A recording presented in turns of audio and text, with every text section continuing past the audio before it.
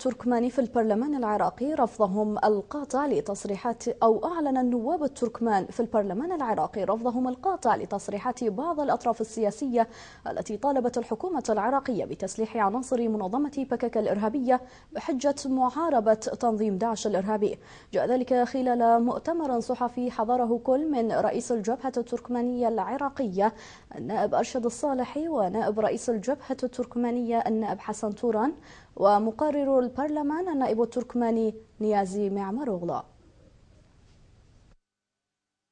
وإن الدستور العراقي وفي المادة السابعة أشار بوضوح تام بحظر تواجد أي منظمة إرهابية تعمل على الأراضي منها منظمة بكك المسجلة ضمن لائحة المنظمات الإرهابية الدولية.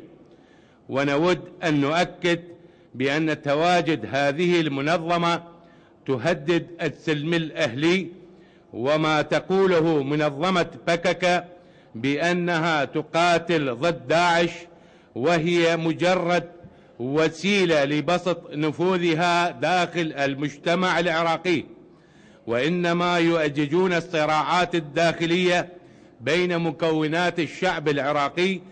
فلقد قتلت هذه المنظمة شباب الحشد الشعبي في طوس خرماتو، كما أنها تقاتل المدنيين التركمان وأحرقوا دورهم ونهبوا محلاتهم، وإن هؤلاء خطر على المستقبل العراقي.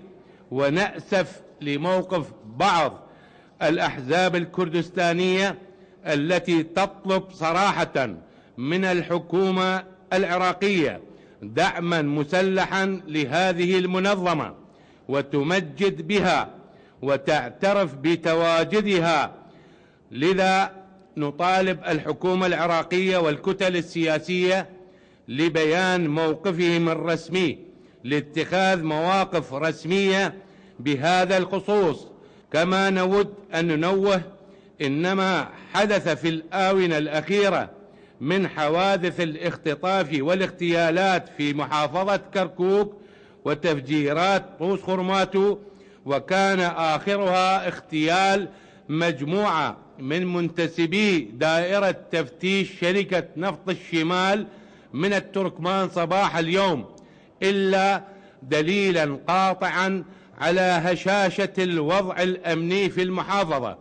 ونناشد رئيس الوزراء بإرسال لجنة تحقيقية للتحقيق الفوري في هذه الاغتيالات والاختطافات المستمرة في كركوك والمناطق التركمانية عموما.